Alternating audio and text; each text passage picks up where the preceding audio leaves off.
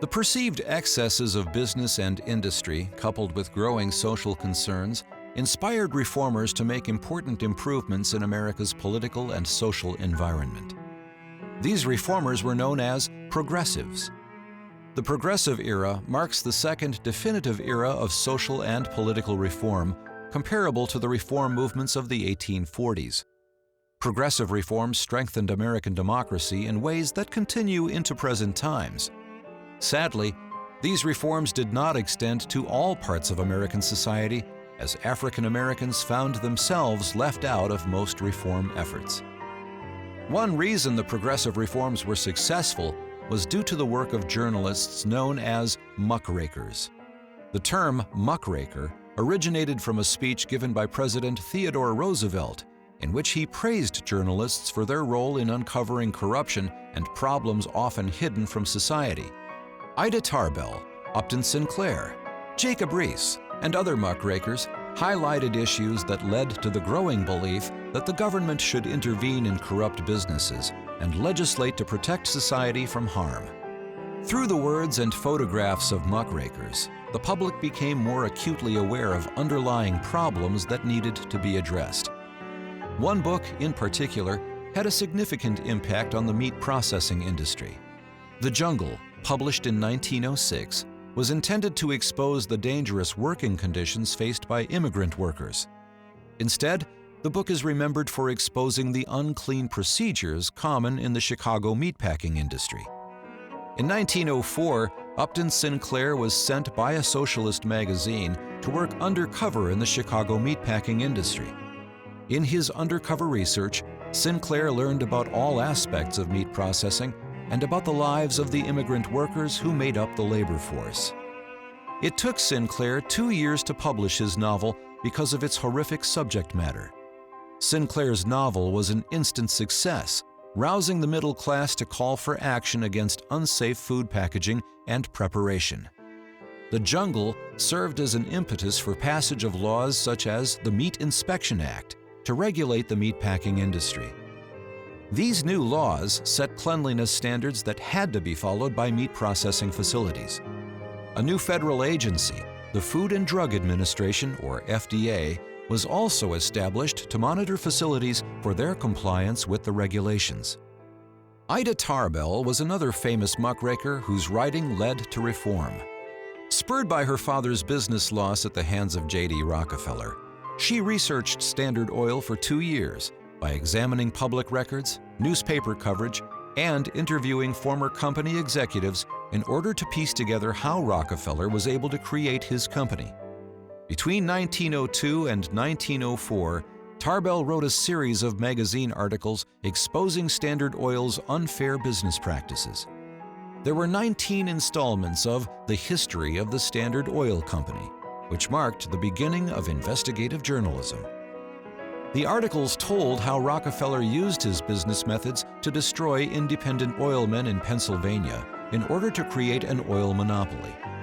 Tarbell concluded her series by examining Rockefeller's character, which she described as money mad. Tarbell's series was well received because she was not critical of capitalism. Instead, she focused her criticism on the unethical practices of Rockefeller and his associates in building Standard Oil. Another important muckraker of the Progressive Era was Jacob Riis. He was a New York photojournalist who documented the living conditions of the urban poor. His work, How the Other Half Lives, published in 1890, exposed the unhealthy tenement housing that workers and families were forced to live in, as well as the unsanitary conditions of slum streets. Riis's work led to the institution of municipal housing codes, calling for the redesign of urban housing and the creation of sanitation departments that removed garbage and dead animals from the city streets. In addition, large urban centers began providing sewer and water services in order to lessen the chances of public health crises such as typhoid and cholera outbreaks in cities. In this same era, society still viewed women as nurturers and agents of stability. However, the public voices of women continued to grow and affect change as they had done in the abolitionist movement. By the last quarter of the 19th century, many middle-class women received considerable education, Women used this influence and their educational attainment to advocate for social change. These reforms included a rebirth of the temperance movement, women's suffrage, sanitation, educational reforms, and attacks on racism. Women such as Jane Addams played an important role in improving the lives of the urban poor, especially immigrant women and children forced by circumstances to work and live in dangerous and unhealthy conditions.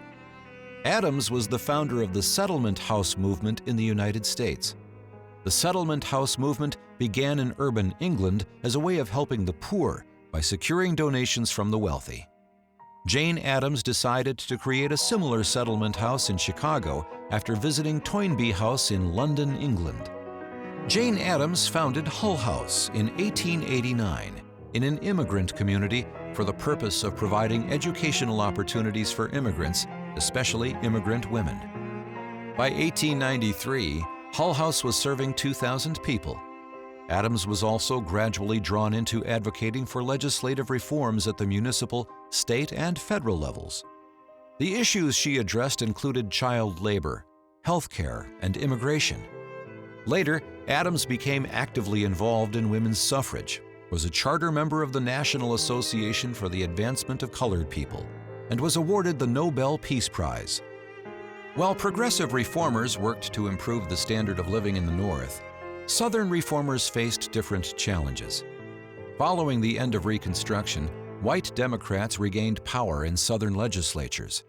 Beginning in 1876, 10 of the 11 former Confederate states had created a legal framework for separating whites and African Americans, known as Jim Crow laws. The initial purpose of Jim Crow laws was to prevent African Americans from participating in the political process, which included voting, serving in office, and participating in jury trials.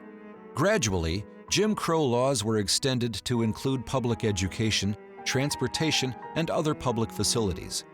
There were separate water fountains, waiting rooms, and restrooms for whites and African Americans.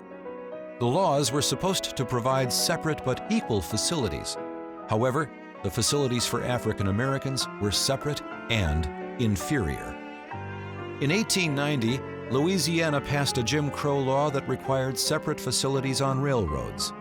Concerned citizens of all races were determined to challenge the legality of the new law. The opportunity came in 1892, when Homer Plessy decided to challenge the law. Plessy was 1/8 African American, which met the period's prevailing legal definition of the race, although he could visually pass for white. He was arrested for refusing to leave a whites-only railroad car. Plessy's case wound its way through the judicial system to the Supreme Court.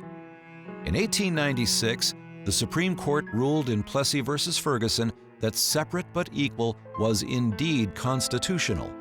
Racial discrimination was thus legal according to the federal government, and the ruling upheld the state-level Jim Crow segregation provisions. Legal segregation would be the standard from 1896 until the Supreme Court ruled differently in the 1954 case, Brown v. Board of Education. Conditions worsened, especially in the South, for African Americans seeking safety, social equality, and fair hiring practices. As a result of the even more strained race relations, W.E.B. Du Bois created the NAACP to lead other legal challenges to segregation, which was propped up by the Plessy decision. Widespread violence, including lynching against African Americans, led to the formation of the National Association for the Advancement of Colored People, or NAACP, in 1909. Created by a group of white supporters and W.E.B. Du Bois, the NAACP's stated goal was to secure for all people the rights guaranteed in the 13th, 14th, and 15th Amendments to the United States Constitution.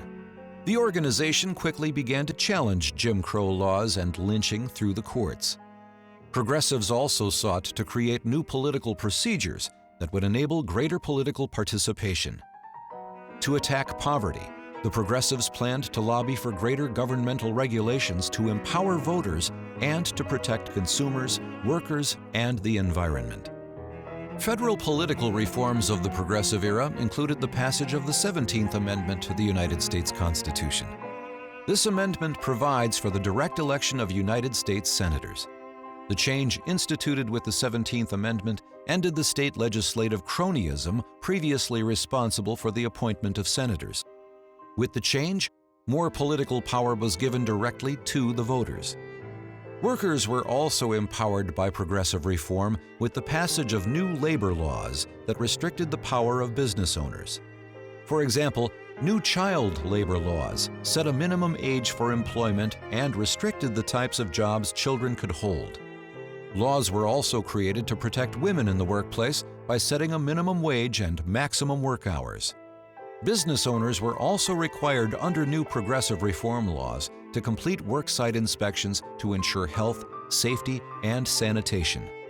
Workers' compensation laws were also passed that required financial assistance for workers injured on the job. Another key area of progressive reform was the conservation movement, which began in the 1870s. Some conservationists, such as John Muir, believed that humans should make a minimal impact on nature, and that preservation of the environment in its undisturbed form was most desirable. President Theodore Roosevelt supported this approach by creating the National Forest Service, 5 new national parks, 18 new U.S. national monuments, 51 bird reserves, 4 game preserves, and 150 national forests. This emphasis on conservation also encouraged states to follow the lead of the national government.